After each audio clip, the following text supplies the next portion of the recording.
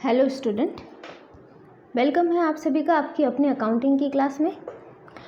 आज के हमारे इस वीडियो लेक्चर में हमने जो कॉर्पोरेट अकाउंटिंग का टॉपिक स्टार्ट किया था, अमालगमेशन ऑफ कंपनीज, उसमें हम परचेज कंसिडरेशन की कैलकुलेशन कैसे करते हैं उसके बारे में आज हम इस वीडियो लेक्चर में डिस्कस करेंगे। ठीक है, तो देखिए हम देखेंगे कंप्यूटेशन ऑफ परचेज कंसिडरेशन, जिसका मीनिंग होता है कि परचेज कंसिडरेशन की कैलकुलेशन कैसे करनी है।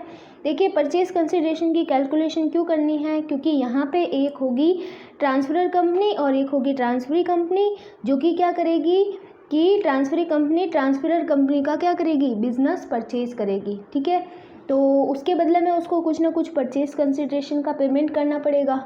ठीक है, तो वो परचेज कंसिडरेशन कैसे कैलकुलेट किया जाता है उसके बारे में अभी हम इस वीडियो लेक्चर में डिस्कस करने वाले हैं। ठीक है, तो देखिए इसके जो परचेज कंसिडरेशन के कैलकुलेशन के मेथड हैं वो 4 मेथड हैं।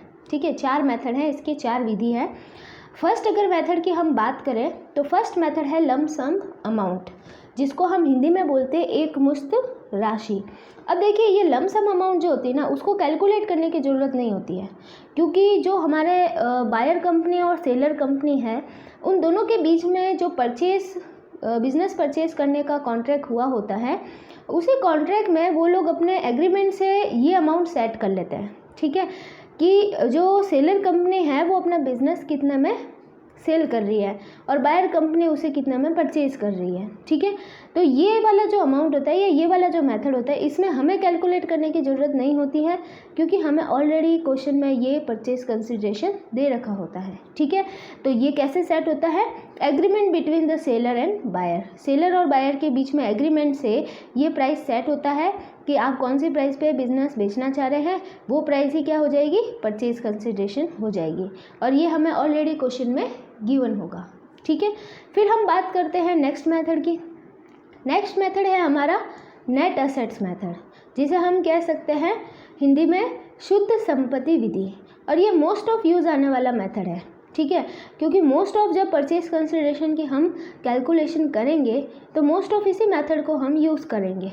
ठीक है, तो देखिए ये जो नेट असेट्स मेथड है, शुद्ध संपत्ति विधि, उसमें हमें परचेज कंसिडरेशन कैलकुलेट करने के लिए क्या करना है कि जो कंपनी ने टोटल असेट्स लिए हैं, ठीक है, जो बायर कंपनी है उसने जो भी टोटल असेट्स लिए हैं, टेकन मतलब लिए हैं, उनकी सारी प्राइस हमें ऐड करनी है और उसमें से हमें लेस करनी है टोटल लायबिलिटीज़ टेकन। ठीक है, जितनी लायबिलिटीज़ उन्होंने ली है उसको उसमें से माइनस करना है, तो आपके क्या आ जाएंगे, नेट असेट्स, और नेट असेट्स ही आपका क्या हो जाएगा, परचेज कंसिडरेशन। ठीक है, तो ये भी बहुत इजी मेथड है और मोस्ट ऑफ यूज़ होने वाला मेथड है, जिसमें हमने ये देखना है कि जो ये ट्रांसफरी कंपनी होती है वो ट्रांसफरियर कंपनी के जितने भी असेट्स लेती है और जिस प्राइस पे लेती है, उन असेट्स की हमको क्या करनी है, टोटल करनी है, और उसमें से माइनस करना है कि उन्होंने जितनी लायबिलिटीज़ ली है वो सारी अमाउंट उसमें से माइनस करनी है, तो आपके आ जाएंगे नेट असेट्स, और नेट असेट्स ही आपके क्या कहलाएगा, परचेज कंसिडरेशन कहलाएगा। ठीक है, तो ये मेथड भी बहुत इजी है और मोस्ट ऑफ यूज़ आने वाला है। अब हम बात करते हैं नेट पेमेंट मेथड। ठीक है, नेट पेमेंट मेथड जिसे हम शुद्ध भुगतान विधि भी कहते हैं, हिंदी में इसका नाम होता है शुद्ध भुगतान विधि। ठीक है, अब इसमें देखिए क्या होता है कि इसमें जो बायर कंपनी होती है, जो ट्रांसफरी कंपनी होती है, उसने जो कुछ भी पेमेंट किया है ट्रांसफरियर कंपनी को, ठीक है, जो ट्रांसफर कंपनी होती है उसको जो कुछ भी पेमेंट किया है, कैश में, सिक्योरिटीज़ में, शेयर्स में, वो सारा कुछ पेमेंट जो होगा उसकी हम टोटल कर लेंगे और वो टोटल ही हमारे क्या कहलाएगी, परचेज कंसिडरेशन कहलाएगी।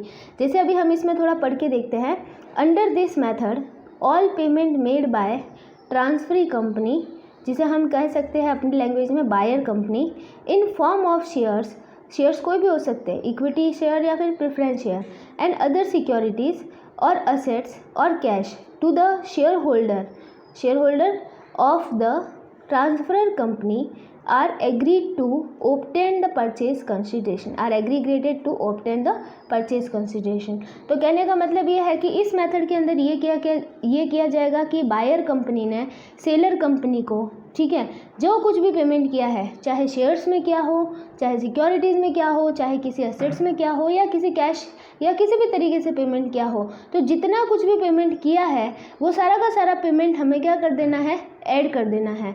तो ऐड करने के बाद हमें हमारा परचेज कंसिडरेशन मिल जाएगा, ठीक है। क्योंकि देखो फाइनली वही तो बात होनी है कि बायर कंपनी जो कुछ भी पेमेंट करेगी बिजनेस परचेज करने के बदले में, वो चीज़ ही तो कहलाएगी आपका परचेज कंसिडरेशन, ठीक है। तो जो कुछ भी पेमेंट किया है उन सबको ऐड कर दो तो आपका आ जाएगा परचेज कंसिडरेशन, ठीक है। फिर हम बात करते हैं कि purchase consideration should not include the payment made to debenture holder. अब देखिए ऐसा है कि बायर कंपनी ने अगर सेलर कंपनी के डिबेंचर होल्डर को किसी भी तरह का कोई पेमेंट किया है तो वो हमें परचेज कंसिडरेशन के लिए ऐड नहीं करना है, ठीक है। तो ये आपका क्या मेथड है, नेट पेमेंट मेथड।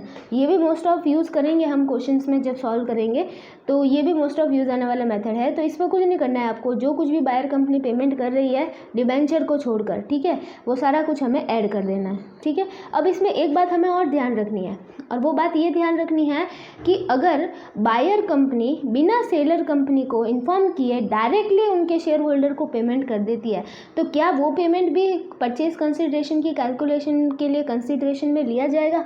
नहीं। देखो परचेज कंसिडरेशन की कैलकुलेशन में वही पेमेंट लिया जाएगा जो कि सेलर कंपनी के थ्रू किया गया हो, ठीक है। अब ऐसा तो है नहीं buyer company directly seller company के होल्डर को कुछ भी पेमेंट कर देगी तो वो हम परचेज कंसिडरेशन की कैलकुलेशन के लिए ले लेंगे, ऐसा नहीं होगा, ठीक है। जो भी सेलर कंपनी के थ्रू होगा वो ही हमें पेमेंट लेना है, ठीक है। अब हम बात करते हैं नेक्स्ट मेथड की।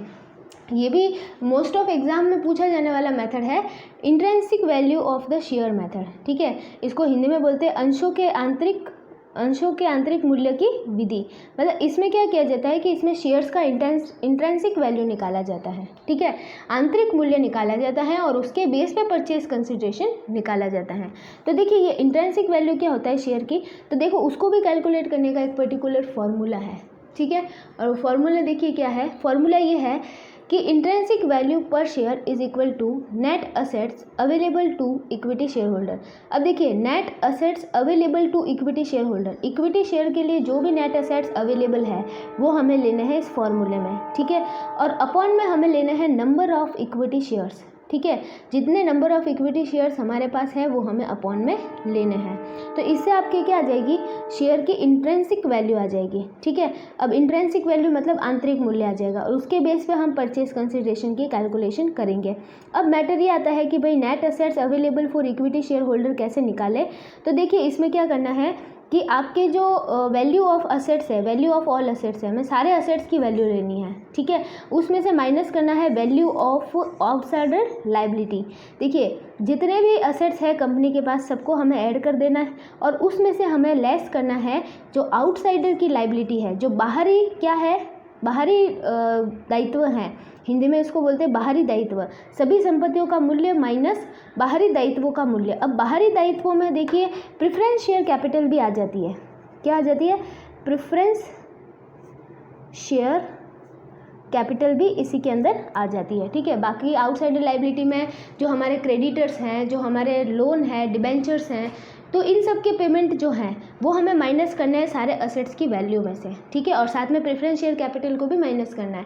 तो क्या आ जाएगा हमारा net assets for equity share, ठीक है। असेट साइड की टोटल करोगे और उसमें से आउटसाइडर लायबिलिटी माइनस करोगे।